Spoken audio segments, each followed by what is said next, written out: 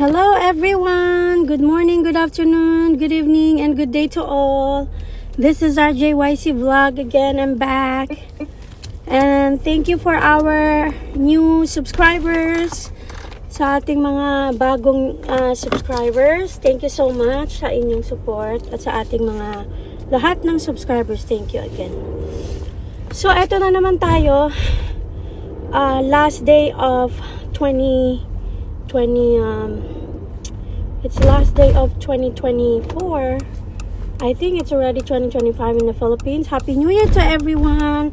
Happy New Year, happy 2025. Ito na ang pagsalubong sa 2025 at sana naman ay much better Philippines na ang mangyari sa 2025. Pero marami pang mga pagsubok na pagdadaanan. Especially ngayon may pahabol na ngawa itong si Barbers Iyakin na yun nga yung dinidiscuss natin kahapon about sa pag-iyak-iyak niya sa mga vloggers. Ako na may takang-taka dito kay Barbers na I think magaling naman yung tatay niya dati if I'm not mistaken at people are actually like admiring of what he is done to the Philippines. Hindi ko alam anong nangyari sa anak niya si Barbers na isa pang Barbers na iyakin ngayon na kumukuda at sinasabing fake news daw ang mga vloggers and meron na ba tayong fake news nag-check ng mga news kung fake or not? Parang wala naman yata sa batas natin. So, hindi mo masasabi ang isang sinabi o sitwasyon ay fake. Walang sino mang makakapagsabi kung fake or hindi yun. Unless, ang purpose mo lang is to malign people or, you know, ang purpose mo bakit mo sinabi yung mga sinabi mo ay dahil lang para manira. Yun ang fake news.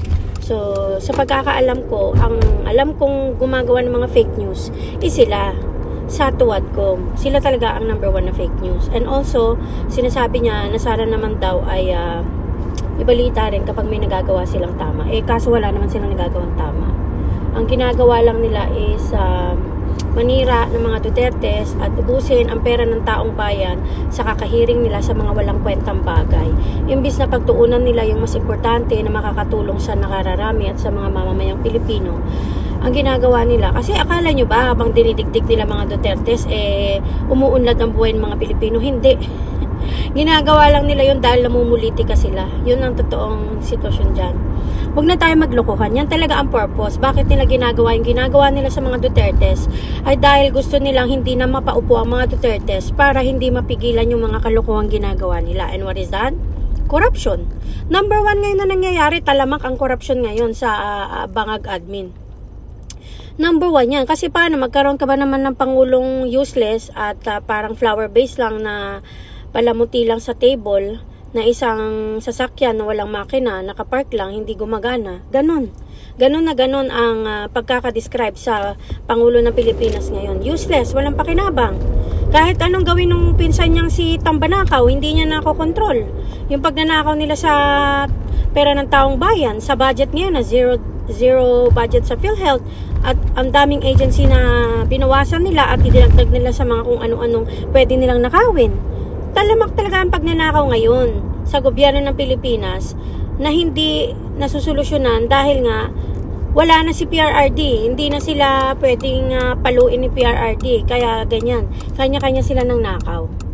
So, yan ang katotohanan dyan. So, huwag tayong maglokohan na itong si Barbers ay gagawin niya yan dahil para sa in aid of legislation. Gagawin niya yan kasi nagpa-power trip siya at feeling niya siya ang pinaka-boss sa lahat ng boss at akala niya siguro matatakot niya ang mga vloggers. Pero nagkakamali siya. So, sorry na lang. Kasi hindi niya natatakot ang mga vloggers So, yun lang masasabi ko. Anyways, I'm here at work again. And Happy New Year to everyone and thank you so much for all your support. And please like, subscribe, comment, and share. I-discuss pa natin yan sino ba to? Si Barbers na iyakin later, okay? Again, thank you so much. Happy New Year to the Philippines at sa mga nauna ng sumalubong sa 2025. God bless everyone. Bye!